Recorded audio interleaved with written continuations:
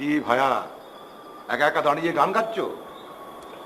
কি করুন, ভালোই তো লাগছিল, থামবে কেন, গাও না। পরে একদিন শুনো। আচ্ছা ঠিক আছে, পরে শুনবো। হ্যাঁ, তুমি যে সিগারেট দিয়েছিলে না, সেরাম সুখ টান দিয়েছি, সুখে টেনেছি। মনে করো যে দুবার নিবিয়ে নিবিয়ে খেয়েছি, বুঝতে পেরেছো? আরো আছে নাকি দু একটা? অত আছে আপনার লেগে, যেমন কি করবো, আছে রুমে দেবো মনে করে। আচ্ছা ঠিক আছে, পরে খাওয়া যাবে এখন। আচ্ছা ভাইয়া, এই মানালি তোমার কেমন লাগছে বলো তো? মানালি দাদা, জায়গার দোষ দিয়ে তো লাভ নাই, জায়গা তো চমৎকার, কিন্তু চিত্তে সুখ না থাকলে এই পাহাড় কও, সমুদ্র কও, নদী কও, রাস্তাঘাট কও, অত ভালো লাগে না। কেন কেন চিত্তে সুখ নেই কেন? কি হয়েছে? আপনি বোঝেন না। আসি তো চাপের উপর, ডাইনিতে চাপ, বামেরতে চাপ, উপরের তে, নিচের তে। আর কি কম, রাবণের গোষ্ঠী লই আইসি না, আমার শ্বশুর বাড়ির যে ফ্যামিলিটা, এই ফ্যামিলির প্রত্যেকটা সদস্য একটা ম্যারাডোনা, কোনোভাবে আটকাইতে পারতে আসি না, ওরা গোল দেবেই। ভাইয়া শোনো, একদম চাপ নেবে না। তুই আমাকে সবকিছু খুলে বলো, আমি তোমার সমস্ত চাপ কমিয়ে দিচ্ছি, বুঝতে পেরেছো? কি ঘুরলে কম, আমার হুদা করিয়া লাইতেছে। আমি তো চিন্তা করি অবাক হই যে এই চাপ আপনি সামলাইছেন কিভাবে। সেই তো কথা, তুমি ওই বংশের জামাই, আমি ওই বংশের জামাই। আমি চাপ সামনে নিয়েছি, কিন্তু তুমি পারছো না। শোনো, চাপ কমানো সবচেয়ে বড় মন্ত্র কি জানো? কি বলেন দি? তোমাকে নিজেকে একটা কাজে ব্যস্ত হয়ে পড়তে হবে, মানে বিজি হয়ে যেতে হবে, তাহলে তোমার চাপ কমে যাবে।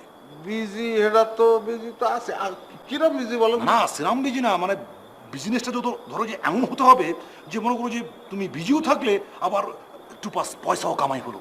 ব্যবসা কথা বলছেন? ব্যবসার কথা বলছি। শোনো, আমি এই মানালি ঘুরে দেখলাম, এই যে তুমিও তো দেখেছো যে সারি সারি আপেল বাগান, লাল টুকটুকে সব আপেল ধরে আছে। আমি ওদের সাথে কথা বলেছি। হ্যাঁ, ওরা আমাকে বলেছে ওরা আমাকে পাইকারি দরে 20 টাকা দরে ওরা আমাকে পার কিলো আপেল দেবে।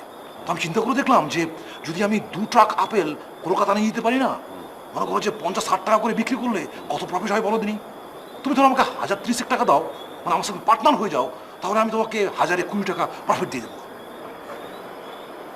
না, এটা তো ব্যবসা তো, এটা আমার মন্দ হইবে না। কেজিতে তো প্রায় 30-40 টাকা লাভ। হ্যাঁ, শুধু লাভই লাভ। হ্যাঁ, ভালো, এটা আমার কাছে ভালোই মনে হইতেছে। আমরা মনে করেন যে কোথায় বেসবেন কি, ওই মাথায় করে ফেরি করে না শিয়ালদা স্টেশনে বই যাবে? সে কি কথা? আমি কেন ফেরি করব? তুমি জানো আমি কে? আমার শিয়ালদা স্টেশনে আমার ফার্নিচারের দুটো দোকান আছে, 4টে কারখানা আছে, রোজ 100 লোক খাটে সেখানে। আমি ফেরি করবো কেন? আমি ফেরি করবো কেন? আমার লোক। হাসছো কেন? হাসছো কেন? হাসছো কেন? হাসছো কেন?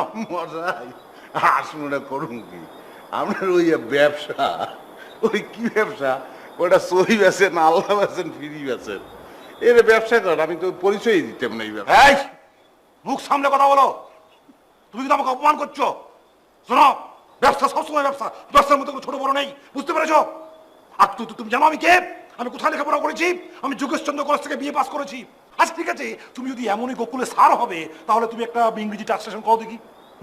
রোগী আসিবার পূর্বে ডাক্তার মরিয়া গেল, না ইয়ে মানে ডাক্তার আসিবার পূর্বে রোগী মরিয়া গেল, বলো তো দেখে ইংরেজি ট্রান্সলেশন করো তো, ট্রান্সলেশন করো তো। মাথা ঘুরিয়ে কি তো পিছিয়ে গেছে? না কেন? তুই আমার ইন্টারভিউ নিবা, উত্তর আমি দিব। হ্যাঁ, কি ইংরেজি? ইংরেজি ইংরেজি তো আমি কমই না। আমার লোক থাকবে, লোকে ইংরেজি কইবে, আরবি কইবে, ফার্সি কইবে, আমার টাহা আছে বেটা। টাকা আছে বেড়া। 30,000 টাকায় বেরোতে যাচ্ছে না, আবার সে লোক রেখে ইংরেজি বলাবে, ফার্সি বলাবে, বাংলা বলাবে। জানা আছে।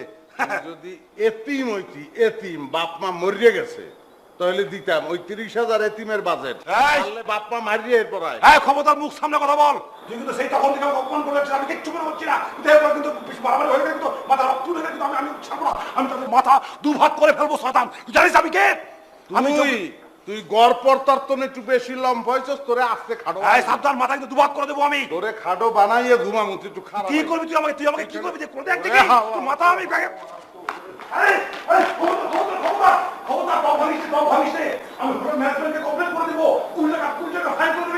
তোরে খুন করিয়া 20 টাকা ফাইন।